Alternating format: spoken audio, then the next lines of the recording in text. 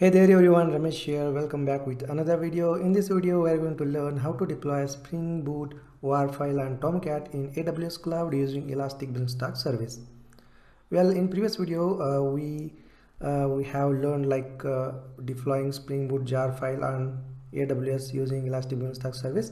But in this video, what we'll do, we'll create a simple Springboot application and we make it as a WAR file and we'll deploy in an external Tomcat server on AWS Cloud. Okay, so typically Spring Boot comes with embedded Tomcat server, but what we will do, we'll configure Spring Boot application such a way that we can able to deploy on an external Tomcat server in AWS. Well, we are going to create a simple Spring Boot MUC application using Thymeleaf as a view layer, and we package it as a WAR file, and then we'll deploy on AWS using Elastic Beanstalk service. It's pretty simple.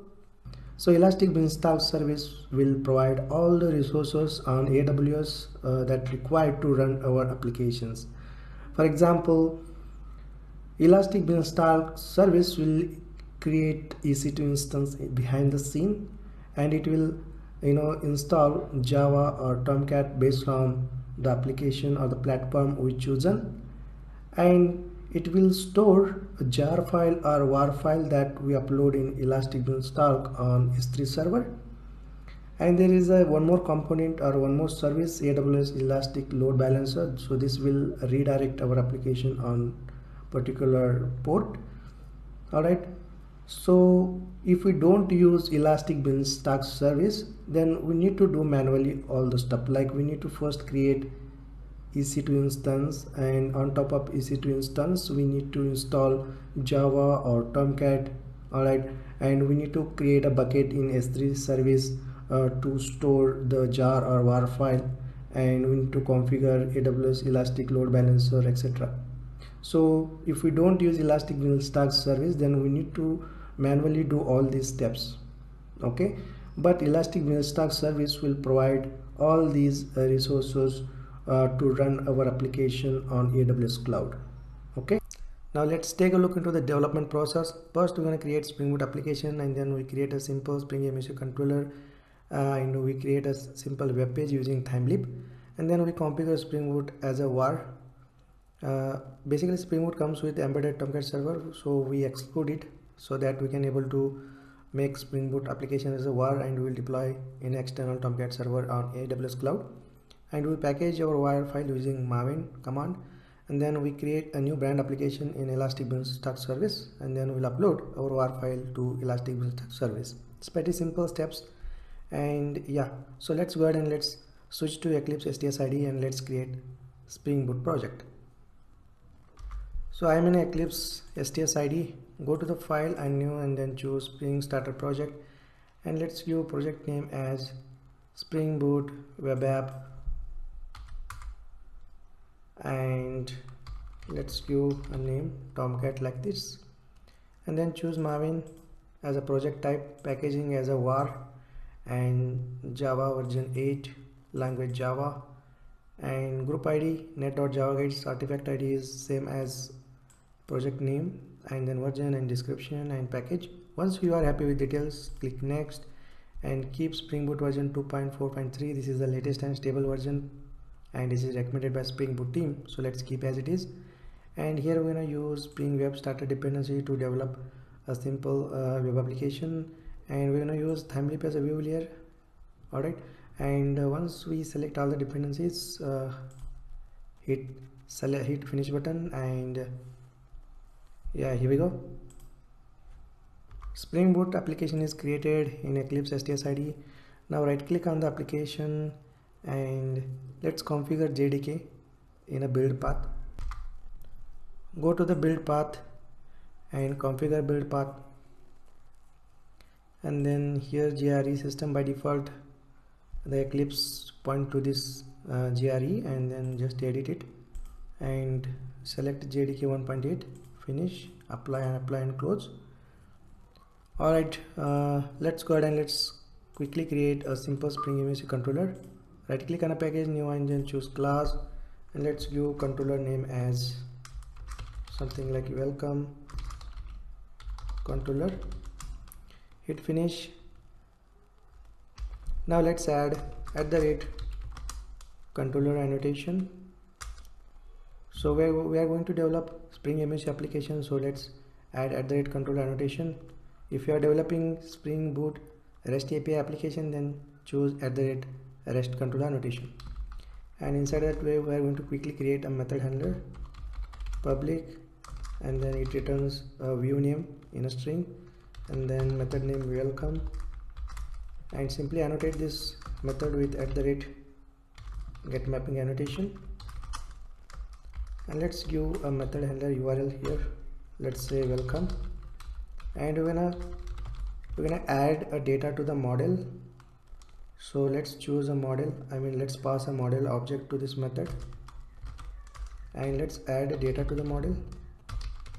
To keep it simple, we are going to just display a message on a Thymeleaf page. For that, let's add a key value pair here.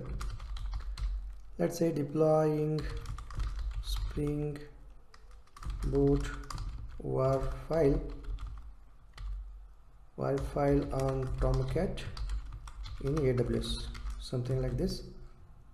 Perfect. And just to return a view name, let's say view name is welcome. That's it. Just copy welcome name and go to the resource folder. Within a resource folder we have templates folder. Right click on templates folder and look for here HTML file. If it is not available, go to the others and select HTML file here and provide a name like welcome.html. Perfect. Now let's display a message here. Let's say we're gonna use h1 tag and th:\text is Thymeleaf attribute, and here let's use a Thymeleaf syntax $, and within a curly braces, and this is a message. So this message comes from the controller from here. Alright, great. Now let's go ahead and let's test our Spring Boot application. Go to the Spring Boot main entry point class and right click, run as Java application.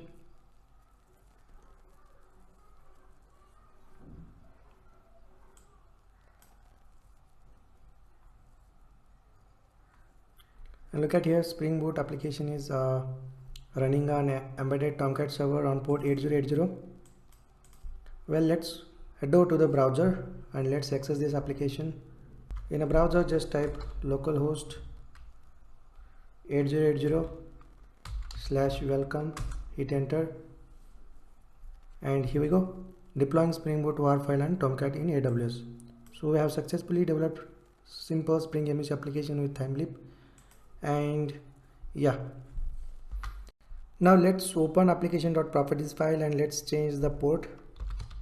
Let's use the property server.port equals to 5000. So Elastic Beanstalk service will assume that our Spring Boot application is running on port 5000. So let's go ahead and let's change the port from 8080 to 5000 like this. And look at here, when we choose a var as a packaging type while creating Spring Boot application, so Spring Initializer has provided a class which extends Spring Boot Servlet Initializer. And also look at here in pom.xml, the Spring Boot starter Tomcat server, the scope is provided. So when we build, when we run this application as a Maven build, then Maven will basically exclude these dependencies. And one more thing is, look at here, packaging we have chosen as a var. Okay, now what we will do, go to the build section here and we're going to provide a final name here, final name to the build, for example Spring Boot web app and Tomcat. So if we don't provide a final name to the build, then when we make this application as a var file, by default the var file name will be generated like this: Spring Boot web app Tomcat .0.0.1.snapshot. Okay, to avoid creating a war file with this name, we just give a name to the build like this by using final name XML element. So go ahead and just package this application using Maven. Right click, run as Maven build, and here specify the goals, clean install, skip tests here, and go to the GRE and choose JDK 1.8, apply and run.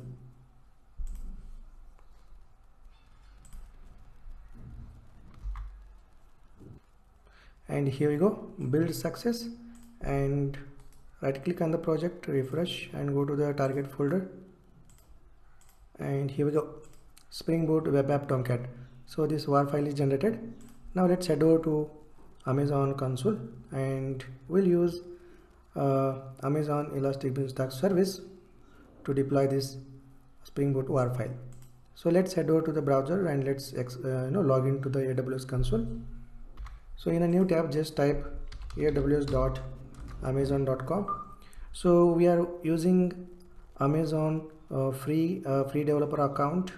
So if you haven't created yet, then go ahead and create Amazon free developer account first. And once you get a username, credentials like username and password, you can just type aws.amazon.com in a browser and click on sign in to console to log into the Amazon console. And with the root user, provide the email ID, next password.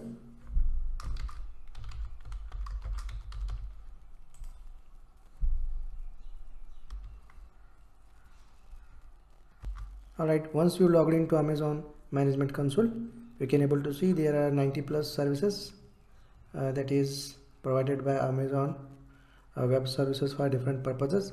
So we are going to focus on Elastic Beanstalk. So click on Elastic Beanstalk service. So once we navigate to Amazon Elastic Beanstalk homepage, here we have option create application. So go ahead and click on create application here, and here we need to provide the information. So go ahead and give application name as same as our war file name, that is Springboot web app, and then Tomcat. Okay, and application tags, so you can use application tags to group and filter your resources. So yeah, I don't configure any application tags right time being.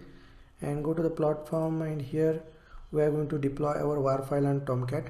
So go ahead and select Tomcat here, and platform branch, keep this Tomcat 8.5, and platform version, keep this recommended.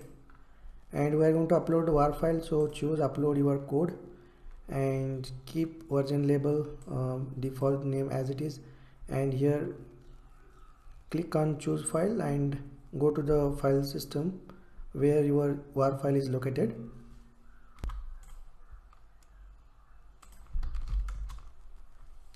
And go to the target folder and select the war file. File successfully uploaded. And here we have configure more options. So you can go ahead and you can configure like database or security related stuff, but this is a very simple application, so we're not going to configure any further things. Go ahead and click on create application. So basically Elastic Beanstalk service will create an environment to deploy our application. It will create EC2 instance behind the scene, and it will create a bucket in S3 server, and it will upload a war file in S3 server bucket. So if you don't use Elastic Beanstalk service, then we need to do manually all these steps. Like we need to first create EC2 instance, and then we need to install Java, and then Tomcat, and then we need to create a bucket in Amazon bucket in S3 server, and we need to upload a war file in bucket. Alright, these are the manual steps we need to do if we don't use Elastic Beanstalk service. So Elastic Beanstalk service, it provides all the necessary resources to deploy our application. We no need to manually do all the stuff. As a developer, you just need to upload a jar or a war file, and the rest of the things will take care by Elastic Beanstalk service. So if you look at the logs here, so Elastic Beanstalk service is creating an environment. It will basically launch a EC2 instance and it will create a bucket. So look at here, this is the bucket name it has created in S3 server. Alright, let's wait a couple of minutes. So once deployed successfully, you can see here the health status okay, and click on this link and you can see here white label error page, but we need to provide a proper URL here, /welcome, and hit enter, and here we go, deploying Springboot, WAR file and Tomcat in AWS. We have successfully get a web page. It means that we have successfully created Spring MVC application and we have deployed a WAR file on AWS using Elastic Beanstalk service. Well, if you have any doubts or queries, let me know in the comment section below. This is very simple to deploy Spring Boot applications on AWS, guys. Just follow the steps that I have shown you in this video. And yeah, so give a thumbs up if you like or if you found this video tutorial useful. Thanks for watching. I will see you in the next video.